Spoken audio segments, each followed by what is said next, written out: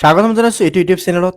আজি আমি আলোচনা কৰিম ক্লাছ 9ৰ এছামিছৰ চেপ্টাৰ নাম্বাৰ 4, যাৰ নাম হৈছে প্ৰচণ্ড ধুমুহাই প্ৰশ্ন কৰিলে মোক, যিটো লিখিছে আমাৰ ডক্টৰ ভূপেন হাজৰিকা। তো চোৱা, প্ৰচণ্ড ধুমুহাই প্ৰশ্ন কৰিলে মোক, এই পাঠটিৰ গোটেই পাঠভিত্তিক প্ৰশ্নৰ লগতে অতিৰিক্ত প্ৰশ্ন এইটো ভিডিঅ'ত আলোচনা কৰা হৈছে। চ' ভিডিঅ'টো শেষলৈকে নিশ্চয় চাই যাবা। তো চোৱা, যে কুৱেশ্যন নম্বৰ 1ত কি কৈছে, চমু উত্তৰ দিয়া। কবিয়ে কাক সংকীৰ্ণতা এৰি দি পূৰ্ণ বিশালতা দিবলৈ আহ্বান জনাইছে? যে কবি ডক্টৰ ভূপেন হাজৰিকাই আকাশ সংকীৰ্ণ এৰি পূৰ্ণ বিশালতা দিবলৈ আহ্বান জনাইছে। কবিৰ প্ৰাপ্য কি তাক সুধি কোনে প্ৰশ্ন কৰিছিল? প্ৰচণ্ড ধুমুহাই কবিৰ প্ৰাপ্য সুধি প্ৰশ্ন কৰিছিল। কবিক বিশাল দৃষ্টিৰে কোনে দিলে? মহাকাশে কবিক বিশাল দৃষ্টি দিলে। মুমূৰ্ষ মানৱক জীৱনৰ বিদ্যুৎ কিঞ্চিত যদি দিব পাৰে। ইয়াত বিদ্যুৎ শব্দটো কি বুজাইছে? ইয়াত বিদ্যুৎ শব্দটোৰ প্ৰাণ শক্তিৰ কথা বুজাইছে। অ'কে, প্ৰাণ শক্তিৰ কথা বুজাইছে। প্ৰচণ্ড ধুমুহাই কবিক কি প্ৰশ্ন কৰিছে? প্ৰচণ্ড ধুমুহাই কবিক প্ৰাপ্য কি বুলি প্ৰশ্ন কৰিছিল। বজ্ৰ কবিক কি দিলে? বজ্ৰই কবিক উদান্ত কণ্ঠ আৰু সাহসৰ যুক্তি দিলে। কবিয়ে সঁচা উদাৰতা কথাষাৰে কি বুজাব খুজিছে? সঁচা উদাৰতা কথাষাৰে সংকীৰ্ণতা পৰিধি ভঙা এক মানৱিক উদাৰতা কথা বুজাব খুজিছে। কবিয়ে কিহৰ দ্বাৰা দিগন্ত কঁপাবলৈ মন মেলিছে চমুকৈ বুজাই লিখা। যে কবিয়ে ব্ৰজকণ্ঠৰে ধুমুহাৰ শক্তিৰে গীত গাই দিগন্ত কঁপাবলৈ মন মেলিছে। কবিয়ে কলিজাৰ সঁচা সুৰেৰে সিক্ত কৰি কাৰ সমাজত কি গীত গাবলৈ সাজু হৈছে? যে কবিয়ে কলিজাৰ সঁচা সুৰেৰে সিক্ত কৰি দানৱৰ সমাজত মানৱৰ গীত গাবলৈ সাজু হৈছে। আকাশ ধুমুহা আৰু বজ্ৰ কবিয়ে কি কাৰণে প্ৰতিপান জনাইছে? বহলাই লিখা। যেতে কি লিখিবা? যে আকাশ ধুমুহা বজ্ৰ কবিয়ে প্ৰণিপাত জনোৱাৰ কাৰণ হ'ল আকাশে কবিক প্ৰদান কৰিলে বিশাল দৃষ্টি, যাৰ জৰিয়তে কবিয়ে সংকীৰ্ণতাৰ পৰিধি ভাঙি মানুহৰ মাজত মানৱতা বোধৰ বাণী দাঙি ধৰিবলৈ সক্ষম হৈছে। ধুমুহা আৰু বজ্ৰই কবিক প্ৰচণ্ড শক্তি আৰু উদাত্ত কণ্ঠ প্ৰদান কৰিছে, যি শক্তিৰ কণ্ঠৰে কবিয়ে দানৱ সমাজৰ মানৱ গীত গাই দিগন্ত কঁপাবলৈ সক্ষম হৈছে। মৃতপ্ৰায় সমাজখনক কবিয়ে পুনৰ সঞ্জীৱিত কৰাৰ আকাশ ধুমুহা আৰু ব্ৰজৰ পৰা পেলোৱা প্ৰেৰণ কৰি কবিয়ে প্ৰণিপাত জনাইছে।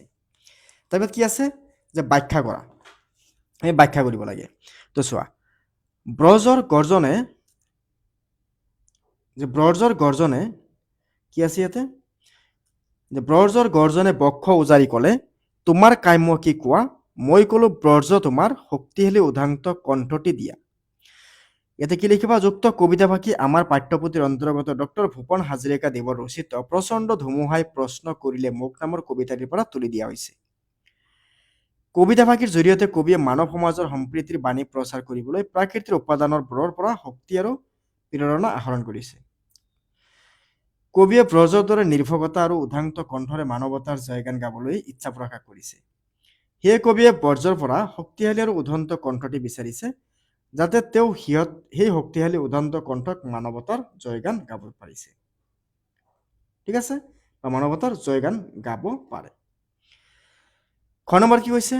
যে সেয়েহে আকাশ তুমি যদি দিব খুজিছাই, সংকীৰ্ণতা এৰি দিয়া, অৱদান ৰূপে তোমাৰ পূৰ্ণ বিশালতা দিয়া যদি আজিয়েই দিয়া।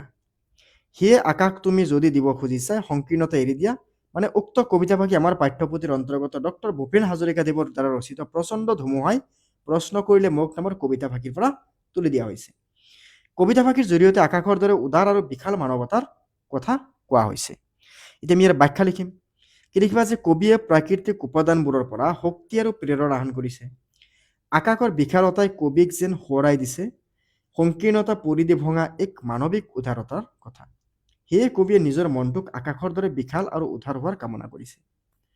ঘ নম্বৰ কি হৈছে? মহাকাশে দিলে মোক বিশাল দৃষ্টি আৰু ধুমুহাই প্ৰচণ্ড শক্তি। বজ্ৰই দিলে মোক উদান্ত কণ্ঠ আৰু দিলে সাহসৰ যুক্তি।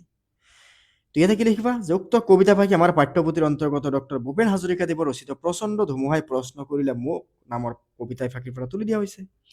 কবিতা ভাষীৰ জৰিয়তে কবিয়ে প্ৰাকৃতিৰ বিভিন্ন উপাদানবোৰৰ পৰা শক্তি আহৰণ কৰাৰ কথা কোৱা হৈছে। যে কবিয়ে মহাকাশৰ পৰা বিশাল হৃদয়ৰ আৰু উদাৰ দৃষ্টি ধুমুহাৰ পৰা প্ৰচণ্ড শক্তি বৰ্জৰ উদান্ত কণ্ঠ আৰু সাহসৰ যুক্তি আহৰণ কৰি মানৱতাক জয়গান গাবলৈ প্ৰয়োগ কৰিছে। এতিয়া চোৱা নেক্সট আছে কি যে মুমূৰ্ষ মানৱ জীৱনৰ বিদ্যুৎ কিঞ্চিত দজি দিব পাৰোঁ আকাশ ধুমুহা আৰু বজ্ৰক তাৰ বাবে প্ৰণিপাত কৰোঁ। যে উক্ত কবিতাফাঁকি আমাৰ পাঠ্যপুথিৰ অন্তৰ্গত ভূপেন হাজৰিকাদেৱৰ দ্বাৰা ৰচিত প্ৰচণ্ড ধুমুহাই প্ৰশ্ন কৰিলে মোক কবিতাটিৰ পৰা তুলি দিয়া হৈছে। যে কবিতাফাঁকিত মানৱতাৰ সুৰ পৰিলক্ষিত হৈছে। ব্যাখ্যা কি লিখিবা যে ধুমুহাৰ দৰে প্ৰচণ্ড শক্তি লাভ কৰি সমাজৰ উত্তৰণত সেই শক্তি প্ৰয়োগ কৰিবলৈ কবি আগ্ৰহী। বজ্ৰৰ দৰে নিৰ্ভকতা আৰু উদন্ত কণ্ঠৰ মানৱতাৰ জয়গান গাবলৈ কবিয়ে ইচ্ছা প্ৰকাশ কৰিছে। আকাশৰ বিশলতাই যেন কবিক সোঁৱৰাই দিছে সংকীৰ্ণতাৰ পৰিধি ভঙা এক মানৱিক উদাৰতাৰ কথা। মুমূৰ্ষ মানৱক মানৱতাৰ বোধেৰে পুনৰ সঞ্জীৱিত কৰাটোৱেই কবিৰ অভিপ্ৰায় বা ইচ্ছা।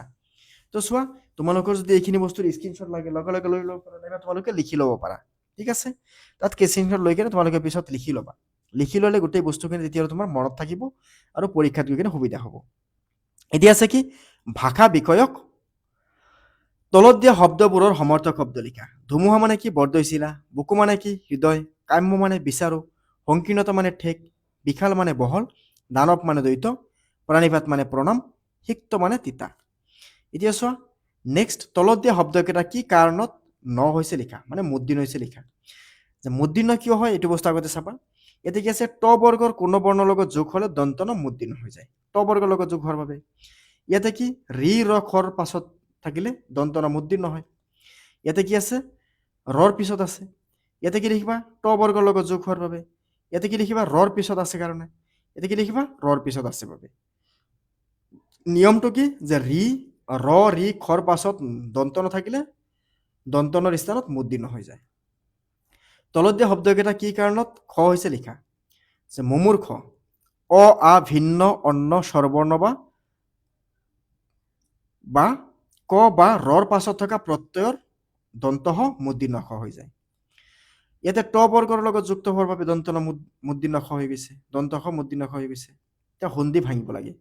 দিগন্ত দিগ যুগন্ত দিগন্ত, সৰ্বকাশ সৰ্বযুগ আকাশ, সংকীৰ্ণ সমযুগ কীৰ্ণ, মনত ৰাখিব এইটো সমযুগ কীৰ্ণ।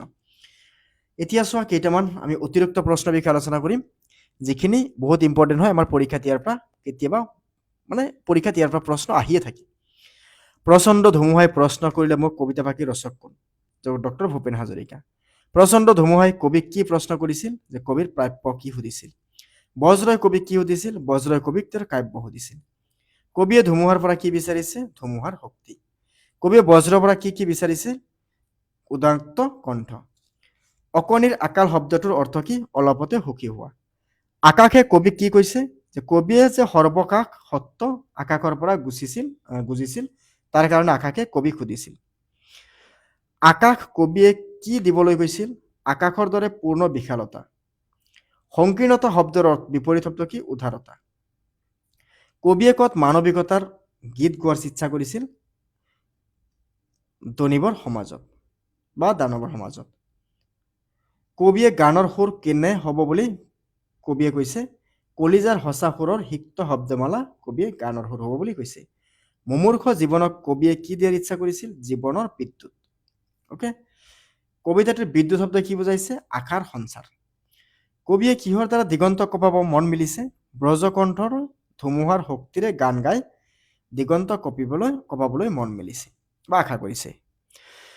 প্ৰচণ্ড ধুমুহাই প্ৰশ্ন কৰিলে মোক কবিতাফাঁকিৰ মূল ভাৱ চমুকৈ লিখা। এতিয়া মূল ভাৱটো চমুকৈ লিখি দিবা যে প্ৰাকৃতিৰ ভিন্ন উপাদানিৰ পৰা কবিয়ে সমাজত মানৱতাৰ গান গাবলৈ শক্তি সাহস আৰু উদাৰতাৰ কামনা কৰিছে। মানৱতাৰ স্ফলন এটা পৃথিৱীৰ মানৱতাৰ পুনৰ সঞ্চাৰ কৰিবলৈ ইচ্ছা প্ৰকাশ কৰি কবিয়ে কবিতাটো নিৰ্মাণ কৰিছে। কিমান চনত ভূপেন হাজৰিকাদেৱৰ জন্ম হয়? 1926 চনৰ 6 ছেপ্টেম্বৰত। পৰিচালক হিচাপে আত্মপ্ৰকাশ কৰা ভূপেন হাজৰিকাৰ প্ৰথমখন ছবিৰ নাম কি আছিল? এৰাবাটৰ সুৰ, বা চিনেমাখনৰ নাম আছিল এৰাবাটৰ সুৰ। অসমৰ পৰা প্ৰথম দাদা চাহেব ফাল্কে বঁটা লাভ কৰা অসমীয়াজনৰ নাম আছিল ডক্টৰ ভূপেন হাজৰিকা। তুমি পৰা কবিতা প্ৰচণ্ড ধুমুহাই প্ৰশ্ন কৰিলে মোক, এইটো কবিতাটোৱে প্ৰকাশ কৰা হৈছিল 1960 চনত। কিমান চনত ভূপেন হাজৰিকাদেৱৰ মৃত্যু হয়? 2011 চনত 5 নৱেম্বৰত। তোমালোকে ভূপেন হাজৰিকাৰ এটা সমাধি ক্ষেত্ৰ যিটো আছে জালুকবাৰী ইউনিভাৰ্চিটিৰ ওচৰতে বা গুৱাহাটী বিশ্ববিদ্যালয়ৰ ওচৰতে তোমালোকে দেখা পাব পাৰা। যদি কেতিয়াবা গুৱাহাটীত আহা তেতিয়াহ'লে তোমালোকে এইটো বস্তু এবাৰ হ'লেও চাই যাবা। ঠিক আছে, তো আমি কি কৰিলোঁ এইটো চেপ্টাৰত বা এইটো ভিডিঅ'ত আমি প্ৰচণ্ড ধুমুহাই প্ৰশ্ন কৰিলে মোক চেপ্টাৰৰ বিষয়ে আলোচনা কৰিছোঁ। চ' ধন্যবাদ, আশা কৰিছোঁ গোটেইখিনি তোমালোকে শেষলৈকে চালা, তো ভাল লাগিছে। তো নিশ্চয় তোমালোকে কমেণ্ট কৰিবা, লাইক কৰিবা, আৰু তোমালোকক ধন্যবাদ জনাইছোঁ চেনেলটো ছাবস্ক্ৰাইব কৰাৰ বাবে। আকৌ লগ পাই আছোঁ পৰৱৰ্তী ভিডিঅ'ত। ধন্যবাদ।